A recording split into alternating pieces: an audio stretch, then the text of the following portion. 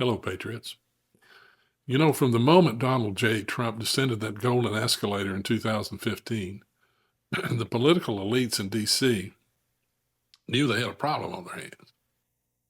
Here's a billionaire outsider beholden to no donor class with a patriotic message that put America first. That was a direct threat to the corrupt uniparty establishment. And they responded like cornered rats. Their answer wasn't to beat Trump in a fair election. It was to sabotage his candidacy, smear his name, and once he won, to cripple his presidency. Now, at the heart of this disgraceful campaign was the now exposed and utterly debunked lie known as the Russian collusion narrative. And make no mistake, this wasn't just political dirty tricks. It was a treasonous operation run by some of the highest officials in the Obama administration, including Barack Obama himself, along with James Clapper, John Brennan, Susan Rice, and James Comey.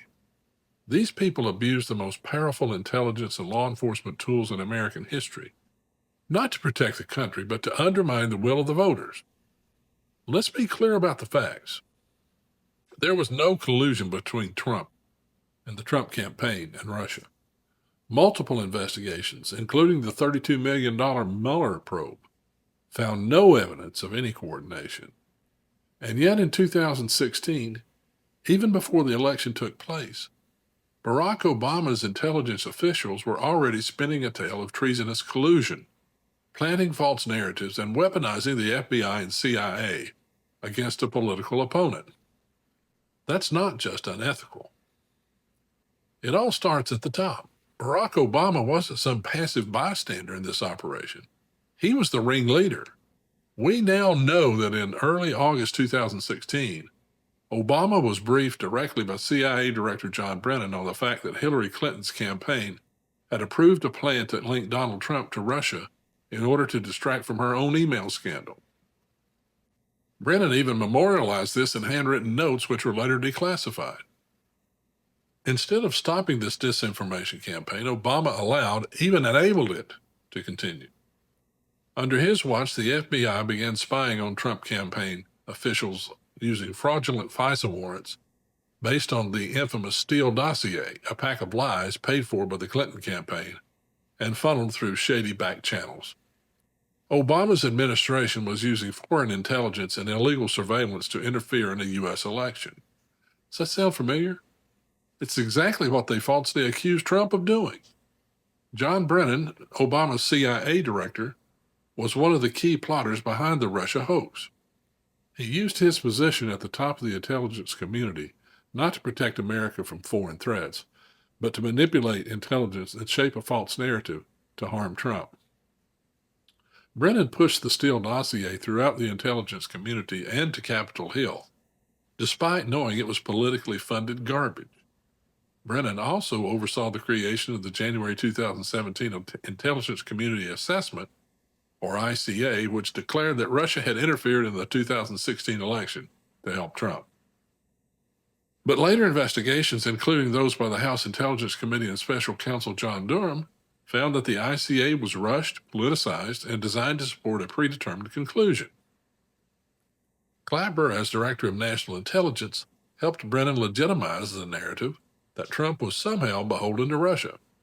Even after leaving office, Clapper became a regular face on CNN and MSNBC, spreading fear and lies about Trump's alleged ties to Putin. In March 2017, Clapper publicly said there was no evidence of collusion, but that didn't stop him from constantly suggesting Trump was compromised. Clapper even signed the disgraceful October 2020 letter claiming Hunter Biden's laptop had all the classic earmarks of a Russian disinformation operation. That letter, signed by 51 former intelligence officials, was a last-ditch effort to bail out Joe Biden and shut down a legitimate news story just weeks before the election. You see, interfering in another election, once again in the name of protecting democracy. Susan Rice, Obama's national security advisor, played a more behind-the-scenes role, but it was no less sinister. She was at the infamous January 5, 2017 Oval Office meeting with Obama, Biden, Comey, and others, where the plan to withhold critical information from the incoming Trump administration was discussed.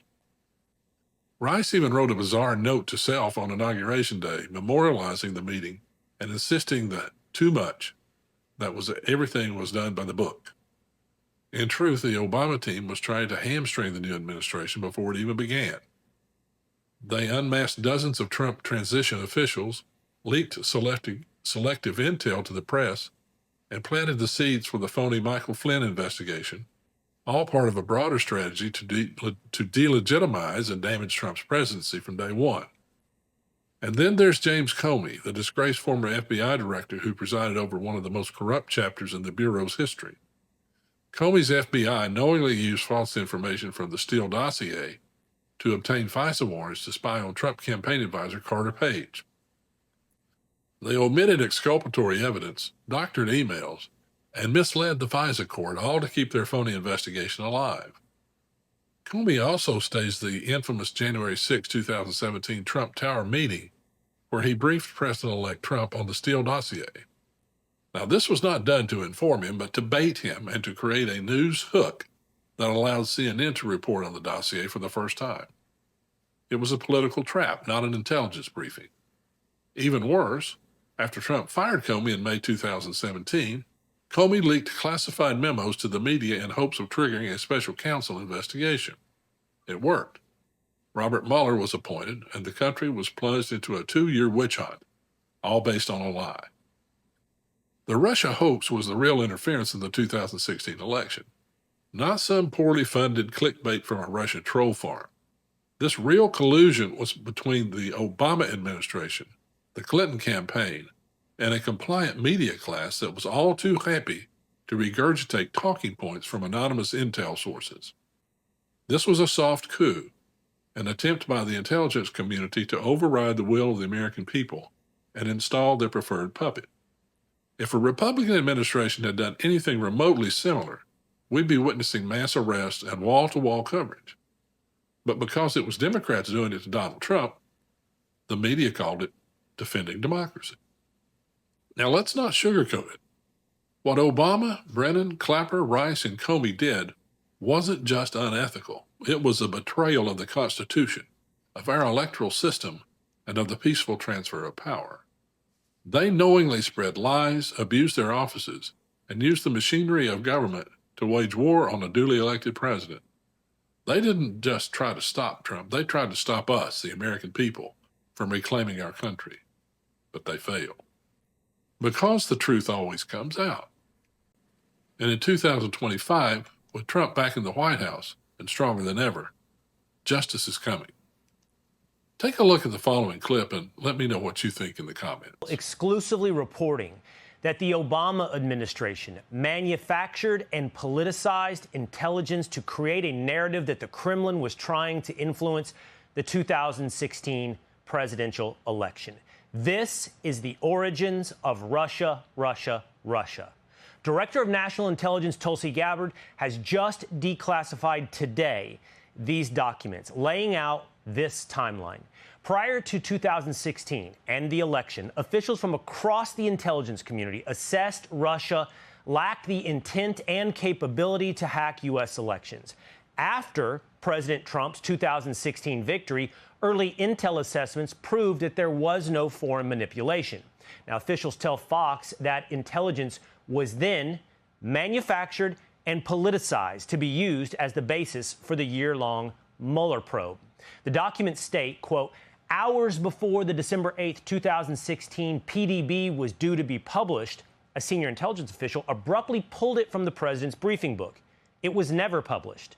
The next day, on December 9th, 2016, the Obama White House convened in a classified NSC meeting with top administration officials to discuss Russia.